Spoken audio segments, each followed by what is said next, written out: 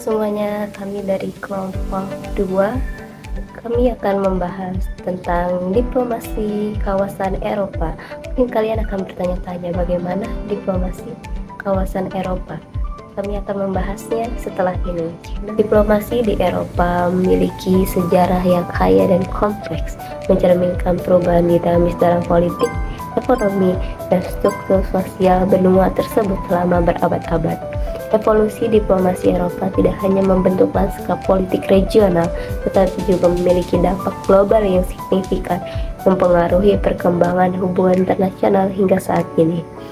Pada abad pertengahan, abad ke-5 hingga ke-15, diplomasi Eropa sangat dipengaruhi oleh dominasi Gereja Katolik Roma dalam urusan politik. Paus sebagai pemimpin spiritual dan temporal sering bertindak sebagai mediator dalam konflik antar kerajaan. Contoh penting dari peran ini adalah mediasi Paus Leo I dengan Attila Sanhedrin pada tahun 452 yang berhasil mencegah penyerangan Roma. Para utusan Paus yang dikenal sebagai legatus memainkan peran kunci dalam negosiasi antar negara. Sementara itu, aliansi militer dan pernikahan antar dinasti menjadi alat diplomasi yang umum. Pernikahan Eleanor of Aquitaine dengan Henry II dari Inggris pada 1152 misalnya mengubah keseimbangan kekuatan di Eropa Barat. Periode ini juga menyaksikan munculnya orde ksatria seperti ksatria Templar yang tidak hanya berfungsi sebagai tentara tetapi juga sebagai diplomat de facto di tanah suci selama era perang salib. Memasuki era Renaissance dan penemuan abad ke-15 hingga ke-17, konsep kedaulatan negara mulai berkembang yang secara signifikan mengubah praktik diplomasi karya Nicole Michel de Prince 1513 menjadi panduan tidak resmi bagi para diplomat, menekankan pentingnya kekuasaan dan kepentingan nasional dalam hubungan antar negara.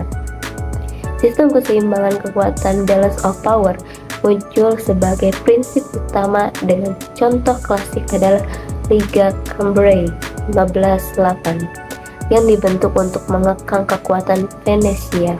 Diplomat peran penting dalam pengembangan praktik diplomasi modern. Pengiriman duta besar permanen yang dimulai oleh negara Italia pada abad ke-15 menjadi norma di seluruh Eropa, membentukkan kedutaan permanen Inggris di Prancis 1505 menandai awal era baru dalam hubungan diplomatik. Tahun 1648 menandai titik balik penting dalam sejarah diplomasi Eropa dengan ditandatanganinya Perjanjian Westphalia yang mengakhiri perang 30 tahun. Perjanjian ini tidak hanya mengubah peta politik Eropa, tetapi juga meletakkan dasar-dasar hubungan internasional modern. Prinsip-prinsip kunci yang diperkenalkan termasuk pengakuan kedaulatan negara, prinsip non-intervensi, dan gagasan tentang kesetaraan yuridis antar negara. Perjanjian ini juga menandai penurunan pengaruh Kekaisaran Romawi Suci dan Gereja Katolik dalam urusan politik Eropa, menggeser fokus ke negara-negara yang berdaulat. Konsep raison d'être alasan negara yang dikembangkan oleh Kardinal Richelieu di Prancis menjadi pembenaran utama untuk tindakan diplomatik, seringkali mengesampingkan pertimbangan moral atau agama.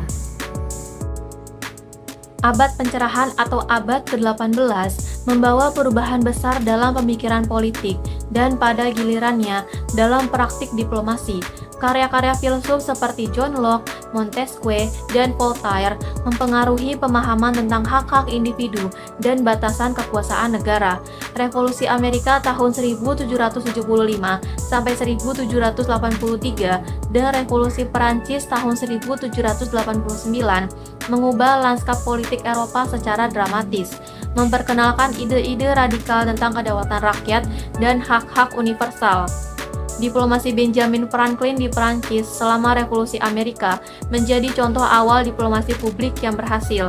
Di sisi lain, Revolusi Perancis dan era Napoleon yang mengikutinya mengacaukan sistem diplomatik Eropa yang mapan. Kongres Wina tahun 1814 sampai 1815 berupaya memulihkan keseimbangan ini, menciptakan konser Eropa yang dipimpin oleh diplomat ulung seperti Metternich dari Austria dan Talleyrand dari Prancis. Era ini juga menyaksikan peningkatan penggunaan diplomasi rahasia dengan contoh terkenal seperti Fakta Keluarga Bourbon antara Prancis dan Spanyol. Abad ke-19 ditandai dengan era imperialisme, di mana kekuatan-kekuatan Eropa bersaing untuk mendominasi wilayah-wilayah di luar Eropa. Konferensi Berlin tahun 1884 sampai 1885 yang membagi Afrika menjadi contoh klasik dari diplomasi imperialis era ini, dengan konsekuensi jangka panjang yang masih terasa hingga saat ini. Periode ini juga menyaksikan munculnya aliansi militer besar, sistem aliansi yang kompleks, termasuk Triple Alliance dan Triple Entente, akhirnya berkontribusi pada pecahnya Perang Dunia I. Diplomasi pada era ini juga ditandai dengan munculnya konferensi internasional untuk menangani isu-isu spesifik, seperti Kongres Berlin tahun 1878 yang menyelesaikan krisis timur di Balkan. Perang Dunia I tahun 1914 sampai 1918 menunjukkan kegagalan fatal diplomasi dalam mencegah konflik berskala besar. Pasca perang menyaksikan upaya-upaya untuk menciptakan mekanisme perdamaian global. Yang paling menonjol adalah pembentukan Liga Bangsa-Bangsa berdasarkan 14 poin Presiden Woodrow Wilson. Namun ketegangan yang muncul dari perjanjian Versailles, terutama sanksi berat terhadap Jerman, akhirnya berkontribusi pada pecahnya Perang Dunia II. Periode antar perang juga menyaksikan munculnya diplomasi totaliter dengan negara-negara fasis seperti Italia dan Jerman, menggunakan taktik intimidasi dengan fait accompli seperti yang terlihat dalam konferensi Munich tahun 1938. Era Perang Dingin tahun 1945 sampai 1991 membawa dimensi baru yang kompleks dalam diplomasi Eropa.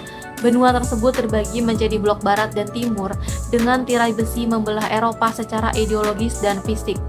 NATO dibentuk pada tahun 1949 dan Fakta Warsawa tahun 1955 menjadi instrumen utama dalam diplomasi keamanan. Krisis-krisis seperti blokade Berlin tahun 1948 sampai 1949 dan krisis misil Kuba tahun 1962 menguji batas-batas di ambang perang nuklir. Sementara itu, negosiasi pengurangan senjata nuklir seperti perjanjian pelarangan sebagian uji coba nuklir tahun 1963 dan perjanjian SALT atau SALT menjadi fokus utama bilateral Amerika Serikat dan Uni Soviet. Periode ini juga menyaksikan munculnya detente pada tahun 1970-an yang ditandai dengan konferensi keamanan dan kerjasama di Eropa.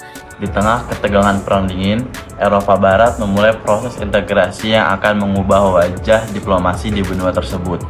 Pembentukan Komunitas Batubara dan Baja Eropa pada 1951 yang kemudian berkembang menjadi Komunitas Ekonomi Eropa 1957 dan akhirnya Uni Eropa yang menciptakan model baru diplomasi multilateral.